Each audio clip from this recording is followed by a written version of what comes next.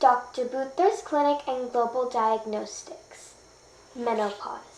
Aunty आजकल मेरे को बिल्कुल भी अच्छा नहीं लग रहा। मेरा कभी माथा गर्म हो जाता है, कभी मुझे शिवरिंग लगती है, कभी एकदम एंग्जाइटी लगती है, बैक पेन भी बहुत होने लग गया है, हेडेक भी बहुत होने लग गया है। मुझे लगता है आंटी मेनोपॉज का बहुत ज़्यादा इफेक्ट हो रहा है मेरी बॉडी पे। और आंटी प्लीज़ मेनोपॉज पे एक वीडियो बना दीजिए आप। प्रियंका इंडियन मेनोपॉज सोसाइटी की नेशनल सेक्रेटरी और सूरत की famous gynaecologist doctor Anita Shah का मेरे पास संदेश है मेनोपॉज के ऊपर। पहले वो देख लेते हैं।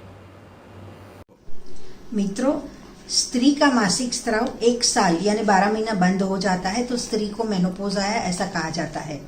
अपने इंडिया में मेनोपॉज की एज लगभग 47 इयर्स की गिनी जाती है।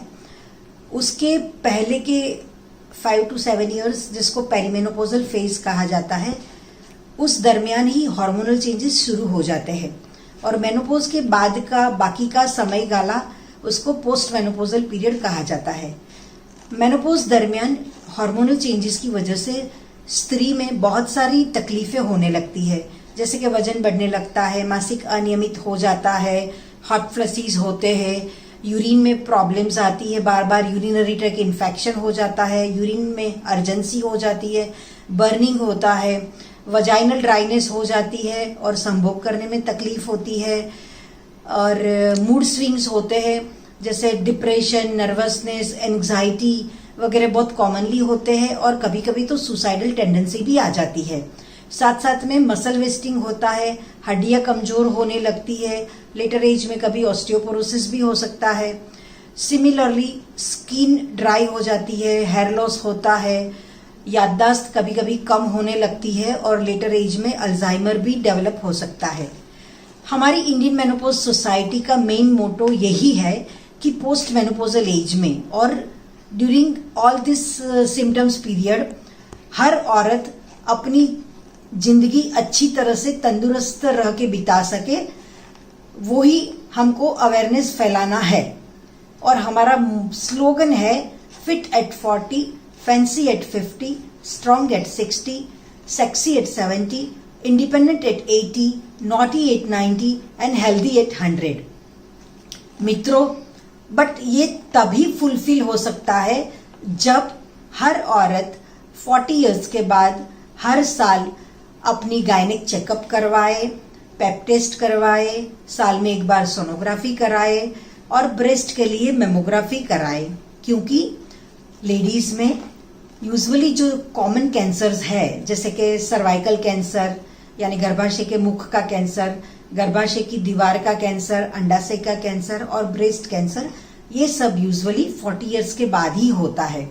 और इसीलिए मेरी सबको नम्र विनंती है कि जैसे हर साल आप बर्थडे सेलिब्रेट करते हो, एनिवर्सरी सेलिब्रेट करते हो, उसी तरह हर साल एक बार अपना गायनिक चेकअप जरूर करवाइए, आपको कोई तकलीफ हो या ना हो। Thank you. Thank you, Dr. Anita Shah. Menopause पर कुछ बोलने से पहले मुझे मेरा नाम जोकर का एक गाना याद आ रहा है। जिंदगी एक सर्कस है, शो 3 घंटे का, पहला बचपना, दूसरी जवानी और तीसरा मेनोपॉज पे लेक्चर भी मैं इसी ढंग से दूंगी। लड़कियों में बचपना तो लड़की हो या लड़का हो मोस्टली तो अच्छी तरह से ही जाता है, खेल कूद पढ़ाई चलता रहता है। अब दूसरा पार्ट जवानी। जवानी यानी कब से? मुग्धावस्था और प्यूबर्टी से लगा के मेनोपॉज तक का पीरियड। अब आप देखिए, शादी हो जाती है, बच्चे हो जाते हैं, बच्चे और एक मम्मी क्या करती रहती है या एक औरत क्या करती रहती है? इधर किचन में रसोई कर रही होगी, इधर सामने बच्चे को होमवर्क करा रही होंगी, उधर से अंदर से कोई दूसरा भी कोई कुछ चीज़ मांगेगा तो उसको भी बता देगी कि हाँ उधर है ले लो, या उतावल में भाग के फेंक दे भी देगी। पड़ोस का कोई आया कुछ सलाह पूछने तो उसने के बीच में वो सलाह भी दे देगी। वो सब 4 काम साथ में करते हुए भी उसकी ना तो सब्जी जलती है, ना बच्चे का होमवर्क टलता है और घर के काम भी हो जाते हैं। 4 काम एट ए टाइम एकदम प्रॉपर ढंग से टाइम मैनेजमेंट करके करना, एक काम सिर्फ लेडीज़ ही कर सकती हैं। क्यों? क्योंकि उनके पास एक सुपर पावर है। क्या? ईस्ट्रोजन, स्त्री हार्मोन।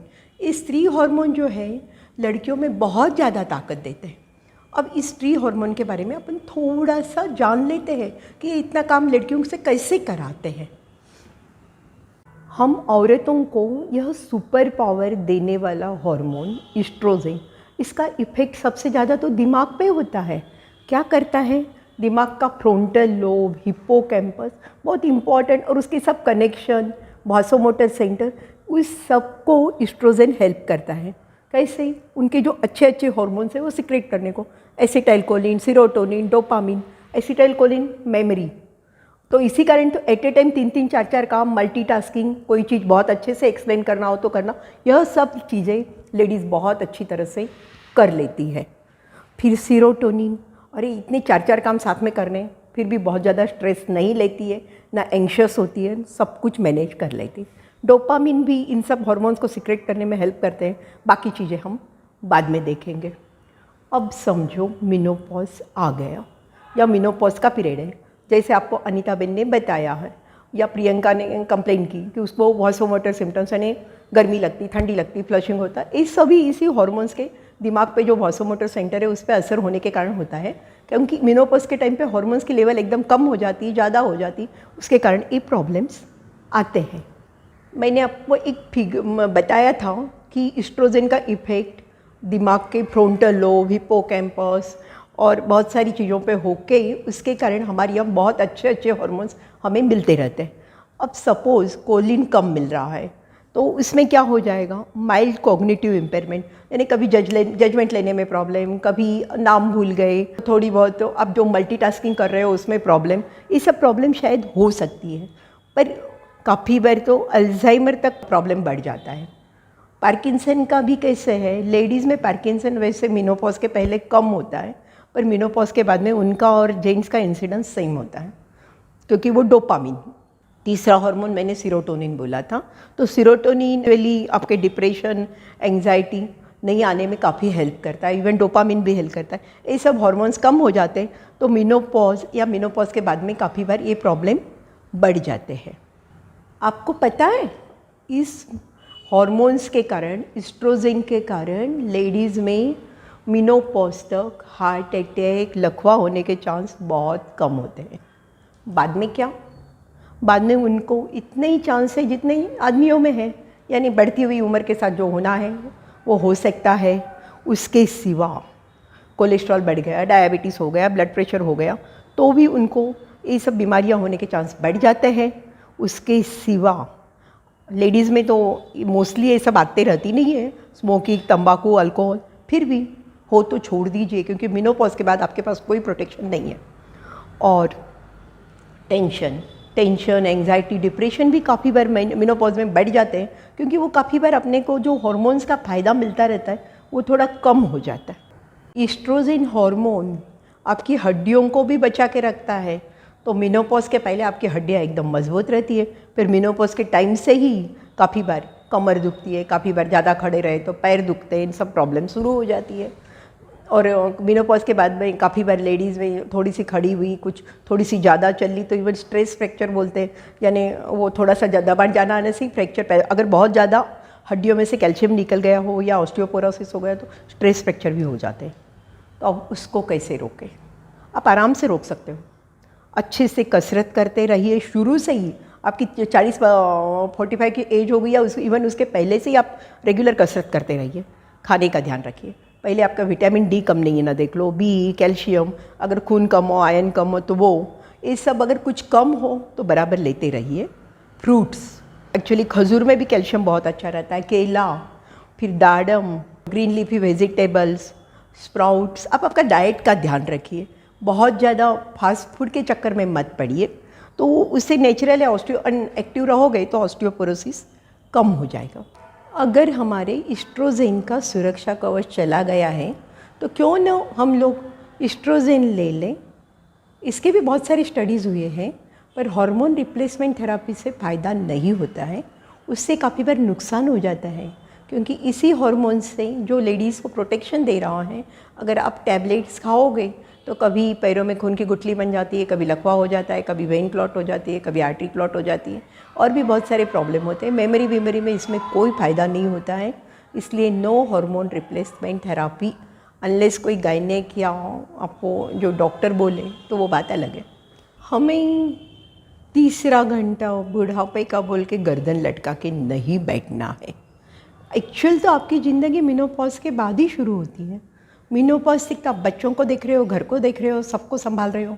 मेनोपॉज तक शायद आपके बच्चे या तो बाहर पढ़ने चले गए या बड़े हो गए, उनकी रिक्वायरमेंट कम हो गई। उस वो सही टाइम है कि उस वक्त आपको खुद के लिए टाइम देने को टाइम मिलता है। तो मैं क्या कहूँगी, enjoy the life after menopause. But उसके लिए आपको दूसरी चीज़ का ध्यान रखना है, save money the time you start earning.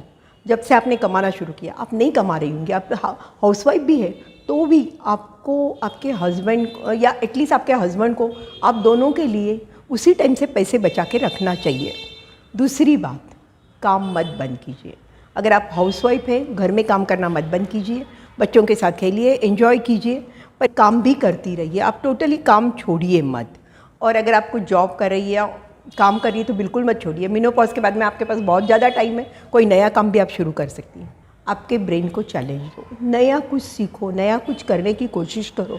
आप बोलोगे मैं तो हाउसवाइफ हूँ, मैं क्या करूँ? आप खाने में कोई नई वैरायटी बना लो जिसमें आपके मल्टीपल स्टेप्स हैं, मल्टीपल चीज़ें करनी है, अलग अलग चीज़ें करनी है। आप बहुत कुछ कर सकती हो। कसरत करनी है, फिज़िकल भी मेंटल भी। आपको नई एक्टिविटीज़ भी आप सीख सकते हो। आप म्यूज़िक सीख सकते हो, आप सुडोकू के गेम खेल सकते हो, गेम्स खेल सकते हो, वीडियो गेम्स भी खेल सकते हो। अगर आपको लगता है भाई हम म्यूज़िक सीखने कहाँ जाएंगे, हमारे पास पैसे नहीं है, ये नहीं है, कोई बात नहीं, आप भजन भी गा सकते हो। एक 2-4 जनों का आपका आपस में ग्रुप इकट्ठा कर लीजिए, आपकी भजन मंडली बना लीजिए, या आप गीत गाइए, कुछ नहीं तो बैठ के अंताक्षरी खेलिए, कुछ ही खेलिए। आपके साथ बच्चे हैं, उनके साथ भी खेलिए, कोई बात नहीं है, बट जस्ट एंजॉय। हंसना भी बहुत अच्छी चीज़ है, आपको पॉजिटिव एनर्जी देती है। बच्चों के साथ खेलिए, हंसिए। अपने आप भी नहीं है तो लॉपिंग क्लब में जाके हंसिए।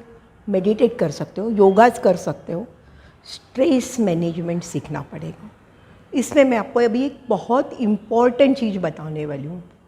अटैचमेंट विद डिटैचमेंट बहुत ही ज़रूरी चीज़ है। आप सबके साथ एंजॉय कीजिए, आप उनके काम भी कर दीजिए और प्यार भी कीजिए, पर एक्सपेक्टेशन मत रखिए। या कभी आपको जैसे चाहिए वैसे नहीं मिला तो उससे आप अगर दुखी होने लगोगे, क्योंकि आप उसमें बहुत ज़्यादा इन्वॉल्व हो। ये शब्द प्रॉब्लम आपके घर के मेंबर्स के साथ, आपके बहुत नज़दीक रिलेटिव्स के साथ ज़्यादा आते हैं। सो उसमें आपको ध्यान रखना पड़ेगा, तभी आपका स्ट्रेस मैनेजमेंट होगा। नहीं तो घर में कुछ हो गया, रात भर नींद नहीं आई और प्रॉब्लम बढ़ गई।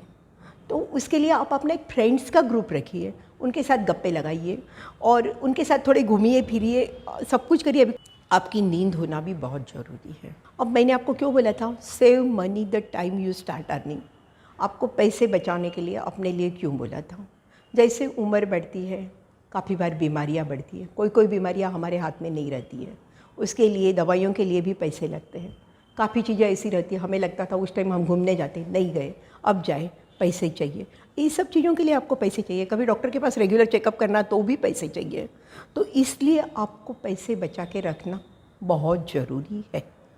खाने में क्या खाए कि जिसके कारण हमारा दिमाग सतेज रहे। तो काफ़ी स्टडीज़ की है, उसमें बताया कि मेडिटेरियन डाइट होती है वो बहुत अच्छी होती रही। मेडिटेरियन डाइट में क्या होता है, नट्स होते हैं, यानी बादाम है, पिस्ता है, अखरोट है। उसके सिवा आप बहुत सारे फ्रूट्स खाओ, कलर्ड फ्रूट्स खाओ बोलते हैं। कलर्ड फ्रूट्स में अपने यहाँ क्या है, पोमग्रेनेट है, वो खा सकते हो। मौसम्बी भी वैसे तो कलर्ड फ्रूट्स आया, ब्लूबेरीज़, इवन जामुन भी कलर्ड ही है। तो आप कलर्ड फ्रूट्स खाओ, सादे फ्रूट्स भी खाओ, कोई प्रॉब्लम नहीं है। ग्रीन लीफी वेजिटेबल्स खाओ। मैं ऐसे ये सब एडवाइस दे रही हूँ, इसका मतलब आपको लगेगा कि कभी बाहर नहीं जाओ, बाहर नहीं खाओ, ऐसे मेरा कहना है बिल्कुल नहीं। आप खा सकते हो, आपकी कैलोरीज पे थोड़ा ध्यान रखो, बाकी आप खा सकते हो। अभी मोस्टली क्या हो जाता है ना, मेनोपॉज आता है तब वज़न बढ़ जाता है। और वज़न क्यों बढ़ रहा है? पहली तो बात मैंने आपको बोला था, एम्प्टीनेस सिंड्रोम बोलते हैं। बच्चे उड़ जाते हैं, चले जाते हैं, अपने अपनी लाइन में लग जाते हैं, काम कम हो जाता है, आपका वर्कलोड कम हो गया, आपका लाइफ ज़्यादा बैठा है हुआ है, आप या तो मोबाइल में है या टीवी पे है। फूड क्रेविंग्स काफ़ी बार रहता है, कोल्ड ड्रिंक्स पी लिए, घर में ही बैठे हो तो कुछ ना कुछ खाने की इच्छा हो जाती है। इस पर से मेरे को एक स्टोरी याद आई मेरे पेशेंट की। मेरे पास 20 साल पहले आया था, उसकी वाइफ को लेके, होगी उसकी उम्र 30-32 की। उसने बताया बहुत हेडेक हो रहा है। मैंने उसके सब कारण ढूंढने के बाद उसको बताया, अरे यार उसकी नींद पूरी नहीं हो रही है, घर में इतना सारा काम है, बेचारी अकेली कैसे करेगी, हेडेक तो होगा ही ना। और उसको वैसे ही पहले से माइग्रेन है, वो अटैक्स बढ़ रहे हैं। अब 20 साल के बाद में वो आदमी मेरे पास वापस आया। उसने बोला आपने तब तो बोला था कि उसका माइग्रेन का अटैक बढ़ रहा है और काम बहुत है, अब तो इसकी नींद भी पूरी हो रही है, बच्चे भी बाहर पढ़ने चले गए हैं। आपको मैं क्या बताऊँ, हम लोग तो काफ़ी बार घर पे खाना ही नहीं बनाते, क्योंकि आजकल तो ज़ोमैटो स्विगी पे बहुत सारी स्कीम चलती है, तो हम लोग तो फ़ोन करके खाना सब्जियां मंगा लेते हैं, इवन खर्चा भी उसमें ज़्यादा नहीं आता है। तो अब क्यों हेडेक हो रहा?